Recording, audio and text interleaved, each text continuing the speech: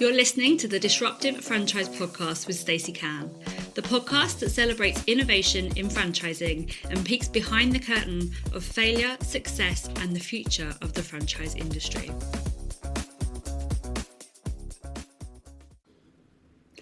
Welcome to today's episode of the Disruptive Franchise Podcast with me, your host, Stacey Cann. Today is a solo episode, actually, so I don't have a guest like I usually do. And I wanted to talk to you today about getting younger people into franchising. The reason that I wanted to talk to you about this is because it is a real passion point. Okay, I very often describe myself as a marketing geek. I'm very passionate about lots of things, but particularly within the franchising industry, there are some alarming stats that came out of the last BFA survey about franchising. And I kind of keep putting the pieces together as a mum of 3 young kids and really just resting with this has to change. So it's part of my purpose-driven mission in everything that I do to try to get young people into franchising. So let's start off with the definition of young people, because that's so wide, isn't it? You know, I'm in my 40s, so anyone younger than me is a young person in my head. But the British Franchise Association define young people in franchising as anyone under 30. So if you're under 30 years old, you are a young person in franchising. When I joined franchising, I was actually 32 or 33? 32. So I wasn't a young person joining franchising, sadly, even though I felt like I was. Why is it important? Well, the average age of a franchisee at the moment, as we record this in 2025, is around about 50 years old. And with an ageing population, that's not a terrible thing. There are lots of people over 50. I think a big reason why a lot of people get into franchising is they've had their career or something big has happened in their life and they've decided to either take a pot of money that they've collected and invest in themselves. Maybe they've been made redundant and taken the redundancy and bought a franchise. Or maybe they've just decided, you know, for example, leave teaching, leave the NHS and do something different with my life. So there are lots of reasons why it's an older demographic that joins franchising rather than a younger one. But I think also a lot of it comes down to perception of the industry. I'm going to be completely honest about my views in this episode. They are my views and they are from my lived experience. So if you don't agree with them, that's absolutely fine by me. But I'm going to share them anyway because it's my podcast. Now, from a young person point of view, so under 30, the alarming stats. So BFA did a huge survey of the industry back in 2018, and it showed about 27% of people under in franchising were under 30. In 2024, when they repeated that survey, it had dropped to just 7%. And what alarms me with this is that we have a real crisis, particularly in the UK, with, you know, a huge number of people out of work, people leaving things like university in massive amounts of debt. People are struggling to get on the housing ladder. There's so many economic emergencies in the UK right now. And I'm not saying that getting into franchise is going to solve them all, but I think it's a really overlooked solution, if I'm completely honest with you. The reason I think it's a really overlooked solution is because the perception about franchising, whenever I ask anyone to name me a franchise, they name the big food guys. They name McDonald's, Five Guys, Subway, KFC. If they've done a bit more research, they might name things like Specsavers, opticians, things like that. But actually, there's a really growing sector within franchise, which is lifestyle franchise, where you're getting things like children's activity providers and service-based industry. Pet care at the moment is exploding, not just in the UK in general, but in franchising. Home care, the ageing population comes with challenges. So things like care homes and domiciliary care exploding right now.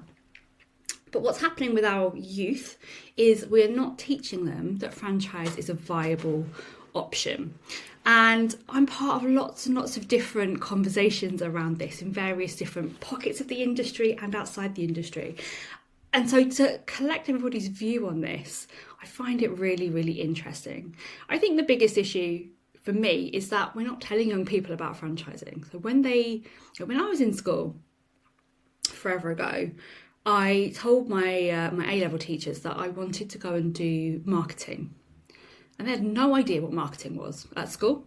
I did a media A-level, I did a drama A-level, and I did an English lit A-level. And they were like, why don't you just go and do English? Like, no, I want to do business. Well, then do business. No, I want to do creative business, I want to do marketing. They didn't really understand it. And therefore, nobody at school could advise me. And I had enough tenacity to go and research it for myself. So that's just marketing. And marketing's huge. We all know what marketing is.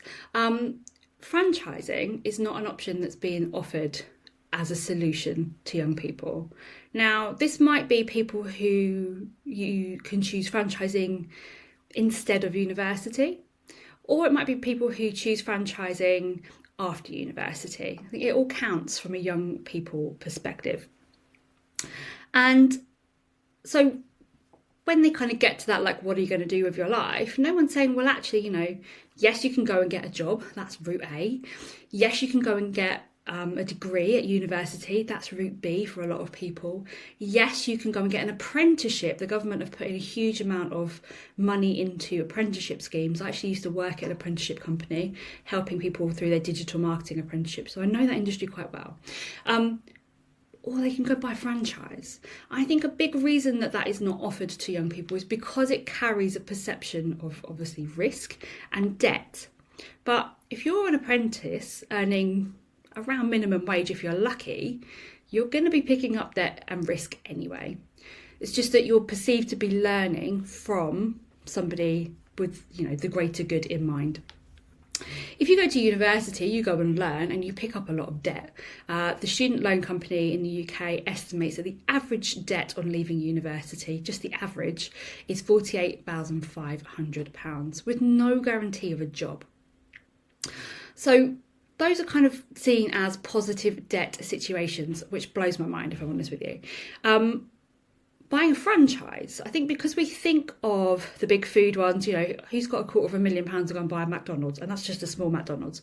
Nobody does when they're under 30, unless you come from exceptional circumstances. But if we look at the lifestyle sector, the average cost of a franchise in lifestyle is around 5,000 to 10,000. So let's call it £7,000. Well, you can go and get a government startup loan at a fixed rate of 6%. I'm not here to advertise the loan, but you can get a very reasonable business loan from the government to start a franchise. I know lots of franchisees who have used that scheme to start franchises. And investing in that franchise means that they get on-the-job training whilst they earn real decent money. They can earn a salary very easily in franchising, with the added benefit of a mentor, in that they have a franchisor, they have a business in a box, they haven't got to do all the branding and work out what they're going to offer and establish everything. It's all done for them. So they buy the business in the box for, let's say, £7,000. They have to pay a monthly fee for their, management fees. But for that investment, they are getting everything done for them. Business in a box, operations manual, step-by-step guide how to run the business, branding support, marketing support, usually under a national brand. And they're getting a chance to really own a business that's theirs. Because when you're a franchisee, it is your business.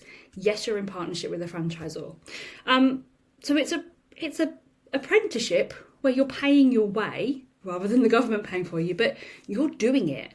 You're not making the tea. You're not sitting in meetings taking notes. You're out there doing it. You're learning how to sell. You're learning how to do marketing. You're learning how to do all these skills in business. And what I love about franchising is we have this perceived risk of, it's debt you're going to buy into. You might not have that money to have to go and get a loan. But again, the stats show that 89% of franchisees are profitable in the first 2 or 3 years. And that number rises to 95%, by the way, by the end of year 5. So yeah, it's a debt. Yeah, it's a risk. But actually, I think if more young people knew that this was available, it's a more calculated risk. And what I see in the industry, and what a lot of people don't realise if you're outside of that industry, is that there's a really good resale market. So you've invested, let's say, your £7,000 into buying your franchise. Well, maybe 5 years down the line, you've learned enough skills, you've got the ideas for yourself, and you actually want to go and take the skills that you've learned, go do your own business. Okay, you can build that alongside your franchise in a lot of cases, but you've got an asset that you've built to sell to somebody else. So that's not 7k down the drain, that's 7k that you then take back when you sell your business. And hopefully you've built the value in it and you sell it for much more than that. So you're building an asset while having a salary that then sets you up for something else. Do you take that profit and put it into deposit for a house? Do you take that profit and put it into a new business venture and make more money? So this is why I'm so passionate about getting these younger people to know about franchising, because I just think it's such a good option. And I think a lot of business gurus out there, but don't buy into franchise, you don't own it. Well, actually, I've got reels of case studies where franchisees have made 6 figures or more. There are franchisees out there making £1 million or more. So yeah, maybe you don't own the brand originally, maybe it wasn't yours to start with, but you do have real ownership in a franchise, and you do have real viable experience to go and build your own thing if you want to later down the line. The other thing about franchise as well that very often happens is that the franchisor eventually goes, oh, well, do you know what, I've done this business for X amount of time, I want to retire or I want to exit the business. So I know so many franchisees who actually bought their franchise and became the franchisor and then owned the empire. And these franchisors, ex-franchisees, do really well in franchising because they understand what it's like to be the franchisee. So it's built from the ground up, they take over, and then what they do, because they understand the mindset of a franchisee, and I'm one of these people, is they make sure that those franchisees coming in are really well looked after, are given all the tools and all of the support that they need. So, very far from the pyramid scheme that we kind of think it is, or the McDonald's kind of chain that we think it is. Franchising is so different. And I think a big problem in pulling people into franchise, I think there's 2 kind of main issues that I want to address. The first one is that it's getting easier to start a business. It's getting much easier. And, I'm a millennial. I didn't grow up with all the tech that we have now. It's a retrofit for me to put things like AI into my business and stuff like that. But the younger generations, they're growing up with it. It's second nature. It's never been easier to start a business. We've got this online space. I can start a business tomorrow with £0 in my bank account. I can call it a business and I can go hell for leather on sales if I'm really good at sales, and I can get customers in. I can start that business tomorrow from zero. We've never lived in an age like that because, when I was much younger, to start a business meant that you probably had a bricks and mortar business. It meant you had to have the money from the bank. You had to have an amount of capital to expend into your business. So the CapEx has to go in. You've got to invest in staff. You've got to take out big business loans. And there's a huge amount of risk attached to all of that. But for some reason, and I don't make this necessarily right, but for some reason what actually happens with an online business, I'm just going to start now. I'm going to get AI to build my website. I'm going to outsource to a VA to do all the tech stuff. I'm going to get somebody to do my sales for me. It all adds cost and complexity. Or you just get a van, you get yourself a website, buy a ladder, bucket, you're a window cleaner. It's so easy to start a business now. And so is this something that puts people off investing in a franchise? Well, possibly, yes. We have to be honest about it. There is also, we're not textbooks, we're people. There's also a whole load of people that wouldn't ever have the confidence to do that. And this is where franchising will always exist. For those people who don't have the idea but want to do the business. When I invested in franchising in my early 30s, I had all the skills. I just didn't have the confidence, because my confidence had been shattered in corporate. I didn't have the confidence to go it alone. And when you buy into a franchise, you don't just buy the package. You get a network of support. You get loads of other franchisees who know what it's like to be you. And this is also part of why franchising is so successful. So there's a 99.5% success rate for franchise versus 50, I think it's 56 or 58% as an independent business. So about half of new businesses, independent businesses, fail in the first couple of years versus franchisees that don't, because you've got a proven business model, you've got all the steps. So for me, although I could have gone and started my own thing, I chose a franchise for all of the benefits of franchising. So it's getting easier to start a business. Maybe that younger generation are just opting to try themselves. Absolutely nothing wrong with that. They will be future franchisors. It's not a bad thing. But I don't believe, if I'm completely honest, that tech savvy generation is ever going to wipe out the need for franchising. I really don't. Because once you start to build your own business, you realise how hard it is. It's really hard. And a big reason why a lot of those businesses tend to fail is the mindset. So the younger generations are blessed with being taught about things like growth mindset. I didn't know about growth mindset when I was even in my 30s, if I'm honest with you. But they're educated that way. You know, they are not looking at failure as a end of the world thing. They're looking at failure as just a step towards success. So they're more predisposed to be curious, and they're more predisposed to use the tech around them to start their own thing. And maybe that's why there's been a dip. Maybe also, you know, since COVID in the last 5 years, since that last survey was done, you know, workplaces are more flexible. But we're now starting to see a turnaround in that. We're starting to see businesses actually really want their employees in the office again, rather than working from home and doing their own thing. So there's a shift there as well. But maybe some of that is responsible. I do understand that. But I think the main reason that we're not getting those younger people into franchising is perception. The perception of the industry. You know, I studied marketing and business at uni. We had a module on franchising, and all right, I'm a bit of a dinosaur here, but the module on franchise, we didn't learn about social media. It didn't exist back then. But the module on franchising was very much about how to make your business global, and the big corporate franchises like the food industry and things like that. If we're not teaching that at business degree level, we've got trouble in terms of trying to get people to understand what that industry is. I know a huge number of franchisors who also feel very passionately about this, and what they do is they spend their time volunteering in local universities and colleges. So a huge amount of franchisors will spend their time going into their local education centres and talking to the students about franchising. And this warms my heart, all of the time. I see this all of the time, and I love it because it's a great thing to do in that local community to help really, really get the message across about what franchising is at ground level, which is great. But of course, you can only affect the people that are in that room. And I think that really and truly the franchise industry, you know, it's come a long way, you know, from a perception point of view. And there are lots of different people that do lots of amazing things to kind of help that. You know, things like being at Ideas Fest this year to, you know, spread that message of franchising to, you know, different generations of business owners. Brilliant.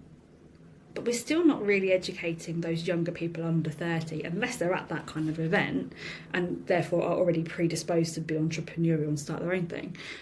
We're not teaching them that actually franchising, you know, maybe it's not a sexy thing to do, but it's liberating. It will change their lives. It will give them the skills that they need. And so I kind of wonder, I don't have the answer, but I kind of wonder if we need a do-over, a complete rebrand. Why not? Throw it all in there. Do we need a do-over, though, about, you know, what people understand franchising to be? Because very widely people understand apprenticeships. But I spoke to a very well-known business influencer recently, and his perception of franchising was completely different, because he was quite against it, if I'm honest, and he has talked publicly about this. But this, you know, like one of the biggest business influencers in the UK was like, well, yeah, but why would I do that? Because of that. And for everything that he felt negatively about, I had a counter argument for it, because it was his lack of understanding, his lack of involvement, his lack of knowledge. And if people like that don't understand franchising properly, our younger generation, we're giving them so much work to do. So there's no solution. There is a call to arms, I guess, in terms of, you know, let's talk more about franchising to the younger generations. But I do think there's an awful lot about the perception. Still actually when I think about franchising, I think about, men in suits, if I'm completely honest with you, even though I've been in franchising as a woman who doesn't wear suits for the last 10 years. But I very much think about it as quite stuffy, even though I've been at the industry events and I know that it's not necessarily. So that's my little rant, I guess, in terms of why I think we're at where we're at and what I think needs to change. How do we change that perception? I mean, that's an industry thing, I think. But what can you do? I'm going to end this episode with what can you do to help more younger people into franchising? And I also think here a little bit of like Lionesses, like England football team inspiration. If you can see it, you can be it. I asked in a franchise network recently how many people under the age of 30 when they bought their franchise, and out of quite a large network, just one person. So how can we take our younger franchisees and help to use them as an example of a really positive thing for other people to be doing? And my challenge also to you guys, if you're in franchising, if you're a franchisor, is how can you be thinking about attracting that younger generation through your franchise recruitment? That's a big question, but I think it's an important one to plant that seed and put it in your head. How can you get younger generation franchisees into your business? Because the benefit is huge. They'll have different ideas. They'll have different predispositions to using tech and social media and visibility. They'll have different ideas that can positively shape your franchise in the future. Because if we're heavily reliant on an ageing demographic of franchisees, inevitably what we see is that people leave. So we've got people leaving, hopefully reselling. Hopefully we're helping them to resell that franchise. But we've got quite a large churn cycle at the top end of the age spectrum versus getting a franchisee in at a younger point and giving them a longer franchisee lifetime cycle. So that's my challenge for you. How can you be getting younger franchisees into your recruitment pipelines? How can you be attracting them? If you need help with that, get in touch. I'll happily have a chat with you. But if you're also passionate about franchising for younger generation, like give me a shout on socials. Stacey Cann, franchise strategist across most of the socials. Give me a shout about it, because I'm always looking for allies here, and we're building quite a nice little movement behind the scenes, which is wonderful. That's it for today. Hope you've enjoyed my thoughts on younger people in franchising. If you have, drop me a review. Let me know what you thought. I'll see you next time. Before we finish up today, I'd love to just thank our podcast sponsors, Book When and Make Your Mark Podcast Agency, without whom this episode wouldn't have been possible. You can find more information on both amazing companies in the show notes.